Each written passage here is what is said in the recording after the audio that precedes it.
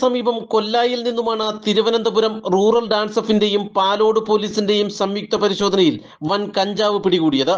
കൊല്ലായിൽ കിളിത്തട്ട് മുളമൂട്ടിൽ വീട്ടിൽ 24 വയസ്സുള്ള നാദിഷയാണ് പിടിയിലായത്. ഇയാൾ താമസിക്കുന്ന കൊല്ലായി UP സ്കൂൾ ജംഗ്ഷനിലെ വാടക വീട്ടിൽ നിന്നുമാണ് 1.5 കിലോയോളം വരുന്ന കഞ്ചാവ് പിടികൂടിയത്. തിരുവനന്തപുരം റൂറൽ പോലീസ് മേധാവി കിരൺ നാരായണന് ലഭിച്ച രഹസ്യ വിവരത്തിന്റെ അടിസ്ഥാനത്തിലാണ് റൂറൽ ഡാൻസ് ഓഫ് സംഘവും പാലോട് പോലീസും ചേർന്ന് ഇന്ന് രാവിലെ നാദിഷയുടെ വീട്ടിൽ പരിശോധന നടത്തുന്നത്. പരിശോധനയിൽ കഞ്ചാവ് കണ്ടെത്തിയതോടെ കൂടുതൽ പരിശോധനയ്ക്ക് കുളത്തൂപ്പുഴ റേഞ്ച് ഫോറസ്റ്റ് ഓഫീസറുടെ സഹായം പോലീസ് തേടി. റേഞ്ച് ഓഫീസർ അരുണിന്റെ നേതൃത്വത്തിൽ വിശദമായ പരിശോധനകൾക്ക് ശേഷമാണ് കഞ്ചാവുമായി പ്രതിയെ പോലീസ് കസ്റ്റഡിയിലെടുത്തത്.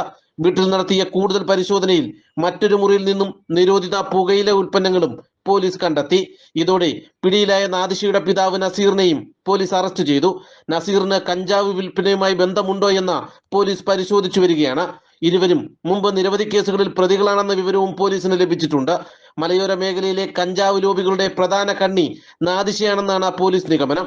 ഇയാളുടെ ഇടപാടുകാർ ഉൾപ്പെടെയുള്ളവരുടെ വിവരങ്ങൾ പോലീസ് അന്വേഷിച്ചു തുടങ്ങിയിട്ടുണ്ട്. മേൽനടപടികൾ പൂർത്തിയാക്കി ഇരുവരെയും കോടതിയിൽ ഹാജരാക്കുമെന്ന് പാലോട് പോലീസ് അറിയിച്ചു.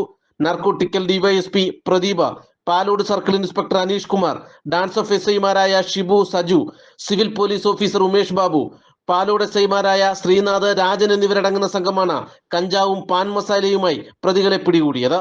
News bureau, Madathara.